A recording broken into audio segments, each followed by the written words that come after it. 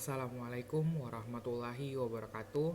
Perkenalkan, nama saya Fahrul Adi Prastiawan dari kelas 12 Sains SMA Boswo School Makassar. Pada kesempatan kali ini, saya akan mengerjakan midterm assessment religion, yang mana saya akan menjelaskan beberapa tema yang diberikan untuk dijelaskan. Baik, yang pertama, bab mengenai semangat beribadah dengan meyakini hari akhir. Baik, sebelum saya memulai penjelasan saya ingin bertanya, apakah teman-teman sekalian mengetahui apa itu hari akhir? Baik, hari akhir menurut bahasa artinya adalah hari penghabisan. Di dalam Quran surah Al-Baqarah ayat 177. Juga disebut di dalam Quran surah Al-Fatihah ayat 4 yang artinya hari pembalasan. Adapun menurut istilah, hari akhir adalah hari hancurnya alam semesta berikut isinya dan berakhirnya kehidupan semua makhluk Allah Subhanahu wa taala. Hari akhir juga disebut hari kiamat, yaitu hari penegakan hukum Allah Subhanahu wa taala yang seadil-adilnya dalam Quran surah Al-Mumtahanah ayat 3. Hari akhir menurut Al-Quran. Hari akhir atau hari kiamat menurut Al-Quran terbagi menjadi dua. Yang pertama, kiamat sugra atau kecil. Kiamat sugra adalah peristiwa datangnya kematian bagi semua makhluk termasuk manusia yang bersifat lokal dan individu. Dalam firman Allah Subhanahu wa taala Quran surah Al-Imran ayat 185 yang bunyinya A'udzubillahi minasyaitonirrajim. Bismillahirrahmanirrahim. Kullu nafsin za'iqatul maut wa innama tuwaffawna ujurakum yaumal qiyamah faman zuhziha 'anil nari wa udkhilal jannata faqad faz wa mal hayatud dunya illa mata'ul ghurur. Shadaqallahul azim, yang artinya tiap-tiap yang berjiwa akan merasakan mati, dan sesungguhnya pada hari kiamat sajalah disempurnakan pahalamu. Barang siapa dijauhkan dari neraka dan dimasukkan ke dalam surga, maka sungguh ia telah beruntung. Kehidupan dunia itu tidak lain hanyalah kesenangan yang memperdayakan. Adapun peristiwa-peristiwa yang harus diimani yang akan terjadi sesudah mati, yang pertama adalah fitnah kubur, yaitu beragam pertanyaan yang diajukan kepada orang yang telah meninggal tentang siapa Tuhannya, apa agamanya, siapa nabinya, di mana imannya, dan kiblatnya. Dan yang kedua, siksa dan nikmat kubur. Siksa kubur diperuntukkan bagi orang yang zalim, munafik, kafir, dan musyrik dalam Quran surah Al-An'am ayat 93 dan Quran surah Al-Mu'min ayat 46. Nikmat kubur diperuntukkan bagi orang yang baik amal ibadahnya di dunia.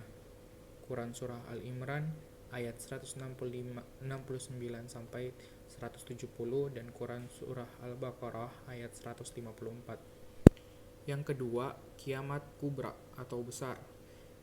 Kiamat kubra atau besar adalah peristiwa berakhirnya seluruh kehidupan makhluk dan hancur leburnya alam semesta secara total dan serentak. Proses terjadinya hari kiamat tersebut dijelaskan oleh Allah Subhanahu wa taala dalam banyak ayatnya. Salah satunya Quran surah At-Takwir ayat 1 sampai 3 yang bunyinya A'udzubillahi minasyaitonirrajim. Bismillahirrahmanirrahim. Idzas samsu kuwirat wa idzan nujumu kadarat wa idzal jibalu suyirat. Shadaqallahul azim, yang artinya apabila matahari digulung, apabila bintang-bintang berjatuhan, dan apabila gunung-gunung dihancurkan. Juga dalam Quran surah Al-Zalzalah ayat 1-5 dijelaskan mengenai peristiwa dahsyat terjadinya kiamat dimulai dengan datangnya gempa. Dalam Quran surah Al-Qaryah juga ayat 1-5 dijelaskan keadaan manusia bagaikan anai-anai yang bertebaran dan gunung-gunung yang bagai bulu yang dihambur-hamburkan. Jadi secara kesimpulannya, berdasarkan ayat-ayat tersebut, peristiwa kiamat merupakan kejadian yang sangat hebat, yaitu tatkala malaikat Israfil meniup sangkakala, kemudian bumi diangkat, gunung-gunung dibenturkan, dan terjadilah kerusakan hebat. Langit pecah, bergelegar, benda-benda bumi pun bertebaran laksana kabut, sementara manusia akan kacau, kebingungan. Hanya Allah lah yang maha kekal. Hari kiamat menurut ilmu pengetahuan terbagi menjadi dua, yaitu menurut geologi dan menurut teori fisika. Menurut geologi, bumi terjadi dari gas yang berputar atau chaos katastrop. Setelah diam, gas itu menjadi dingin, maka gas yang berat mengendap ke bawah dan yang ringan berada di atas. Melalui proses evolusi yang lama sekali, gas bagian luar mengeras menjadi batu, kerikil, pasir, dan sebagainya. Sedangkan bagian tengah masih panas. Zat panas bercampur lava, lahar, batu, dan pasir panas. Bumi beredar karena adanya daya tarik matahari terhadap bumi berkurang. Akibatnya, bumi akan bergeser dari matahari sehingga putaran bumi semakin cepat dan akan mengalami nasib seperti meteor, akan menyala atau hancur.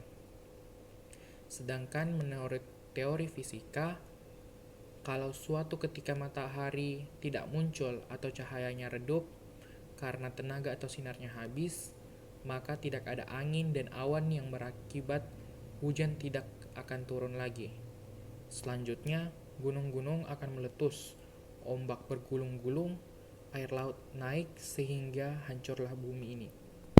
Bukti terjadinya hari akhir. Imam At-Tabrani dan Ibnu Katsir berpendapat bahwa telah diperlihatkan peristiwa-peristiwa yang menakjubkan di dunia, seperti peristiwa pembunuhan yang dipermasalahkan oleh Bani Israel. Di dalam Quran surah Al-Baqarah ayat 72-73 telah disebutkan akan dihidupkan kembali oleh Allah Subhanahu wa taala hanya dengan perantaraan daging sapi yang dipukulkan ke tubuh orang yang terbunuh. Kemudian peristiwa Nabi Ibrahim dan burung-burung yang dicincangnya, kemudian diletakkan di tiap-tiap bagian di atas bukit. Lalu Allah Subhanahu wa taala berfirman, "Panggillah, niscaya mereka akan datang kepadamu dengan segera." Quran surah Al-Baqarah ayat 260. Periode hari akhir yang pertama Yaumul Ba'ats atau kebangkitan. Setelah kiamat tiba, saatnya manusia dibangkitkan dari kuburnya. Kemudian Yaumul Hasar atau berkumpul. Setelah manusia dibangkitkan, lalu mereka dihimpun di padang mahsyar guna mempertanggungjawabkan perbuatannya.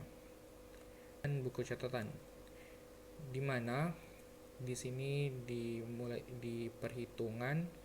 Pada masa ini semua manusia menantikan keputusan hakim semesta alam. Kemudian sirat atau jembatan. Setelah selesai hari perhitungan, tibalah saatnya manusia diberikan balasan aktivitasnya. Kemudian ditentukan jalan yang harus dilalui oleh setiap manusia. Dan yang terakhir, surga dan neraka. Tempat balasan bagi manusia sesuai amal perbuatan di dunia. Hakikat beriman kepada hari akhir. Iman kepada hari akhir merupakan rukun iman yang kelima yang harus diyakini oleh setiap umat Islam. Segala perbuatan yang telah dilakukan oleh setiap manusia, baik maupun buruk, akan dipertanggungjawabkan di akhirat kelak. Oleh karena itu, keimanan kepada hari akhir hendaknya dijadikan landasan utama untuk menyadarkan diri agar selalu taat kepada ajaran Allah Subhanahu wa taala. Hikmah beriman kepada hari akhir. Yang pertama, muncul rasa kebencian yang dalam kepada maksiatan dan kebejatan moral yang mengakibatkan murkanya Allah Subhanahu wa taala di dunia dan di akhirat. Yang kedua, menyejukkan dan menggembirakan hati orang-orang mukmin dengan segala kenikmatan akhirat yang sama sekali tidak dirasakan di alam dunia ini. Yang ketiga, senantiasa tertanam kecintaan dan ketaatan terhadap Allah Subhanahu wa taala dengan mengharapkan maunahnya pada hari itu. Yang keempat, senantiasa termotivasi untuk beramal baik dengan ikhlas. Kelima, senantiasa menghindari niat-niat yang buruk apalagi melaksanakannya. Dan keenam, menjauhkan diri dari asumsi-asumsi yang mengkiaskan apa yang ada di dunia ini dengan apa yang ada di akhirat.